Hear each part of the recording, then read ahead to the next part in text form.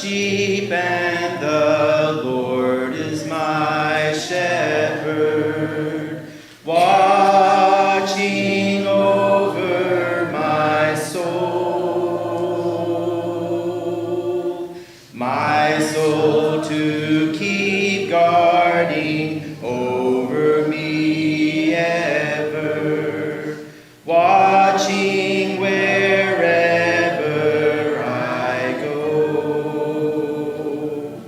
And when the winds blow, He is my shelter, and when I'm lost and alone, He rescues me. And when the lion comes, He is my victory, constantly watching over me. He is constantly watching over me. A Journey Through the Bible, Day 159 of 365, Wednesday, June the 8th, 2022. Today's reading, Psalm 49, Ecclesiastes chapter 4, verse 1 through chapter 6, verse 12. Psalm 49 has many of the same ideas found in the reading in Ecclesiastes. The chapters in Ecclesiastes give many sources of vanity in everyday life. Keep reading.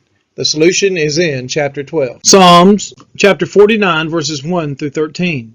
To the choir master, a psalm of the sons of Korah. Hear this, all peoples. Give ear, all inhabitants of the world, both low and high, rich and poor together. My mouth shall speak wisdom, the meditation of my heart shall be understanding. I will incline my ear to a proverb. I will solve my riddle to the music of the lyre. Why should I fear in times of trouble, when the iniquity of those who cheat me surrounds me, those who trust in their wealth and boast of the abundance of their riches? Truly no man can ransom another, or give to God the price of his life. For the ransom of their life is costly and can never suffice, that he should live on forever and never see the pit. For he sees that even the wise die, the fool and the stupid alike must perish and leave their wealth to others. Their graves are their homes forever, their dwelling places to all generations, though they called lands by their own names. Man in his pomp will not remain. He is like the beasts that perish. This is the path of those who have foolish confidence, yet after them people approve of their boast. Selah. Psalm chapter 49 verses 14 through 20. Like sheep they are appointed for Sheol. Death shall be their shepherd, and the upright shall rule over them in the morning.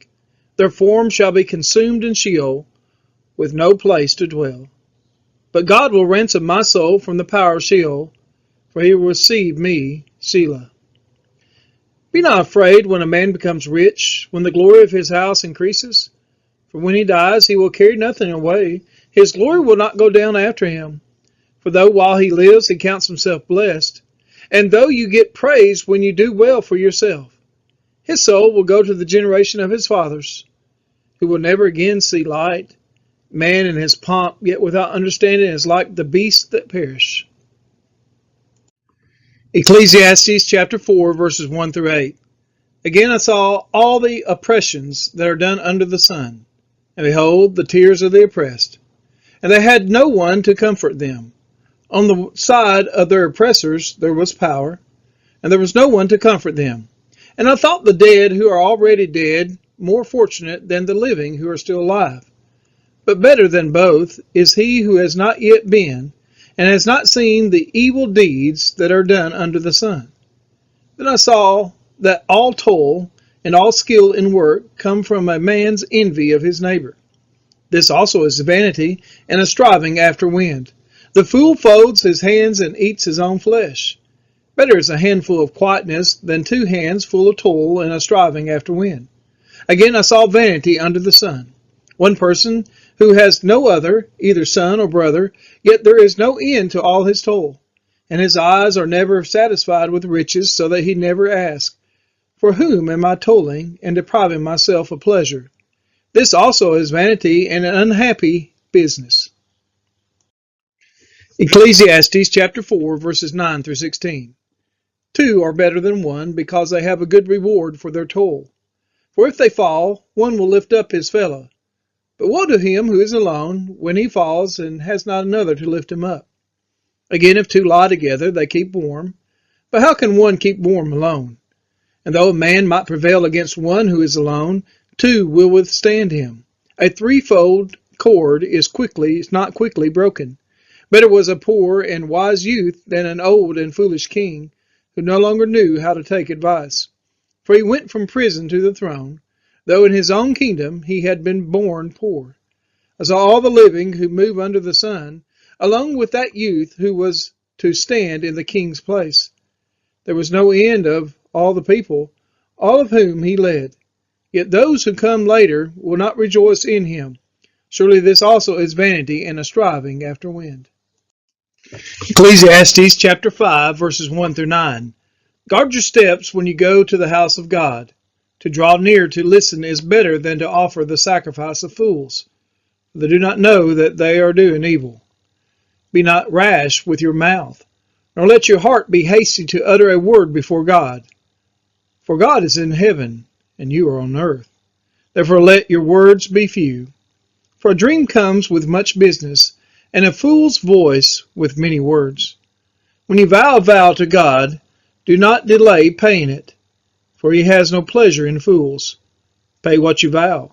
It is better that you should not vow than that you should vow and not pay. Let not your mouth lead you into sin, and do not say before the messenger that it was a mistake. Why should God be angry at your voice and destroy the work of your hands? For when dreams increase and words grow many, there is vanity.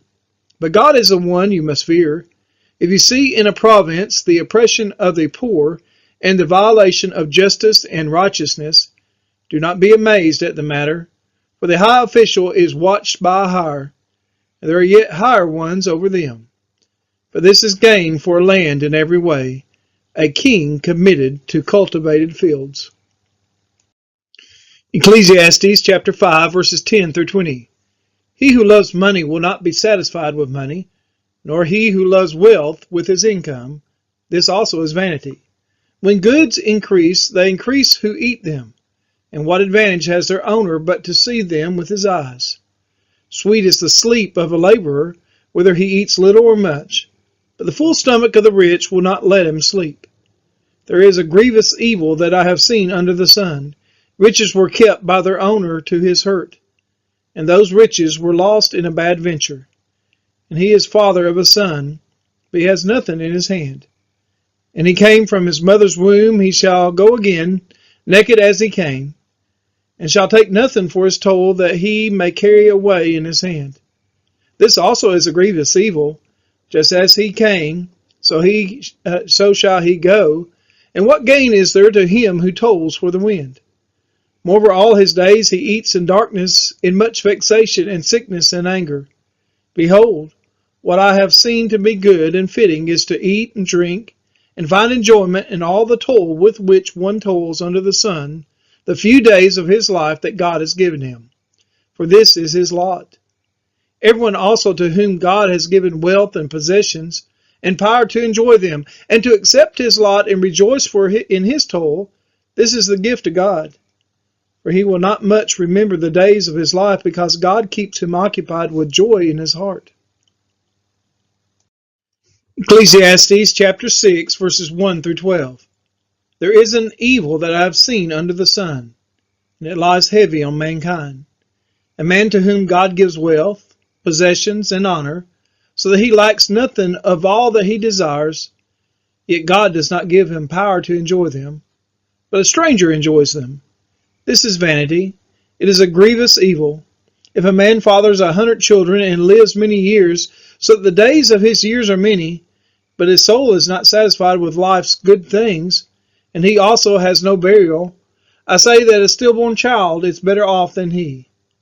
For it comes in vanity and goes in darkness, and in darkness its name is covered.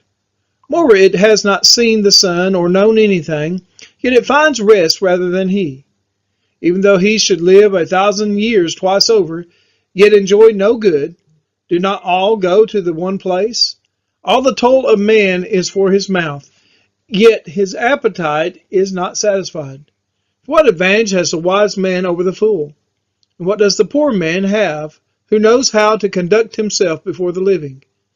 Better is the sight of the eyes than the wandering of the appetite. This also is vanity and a striving after wind.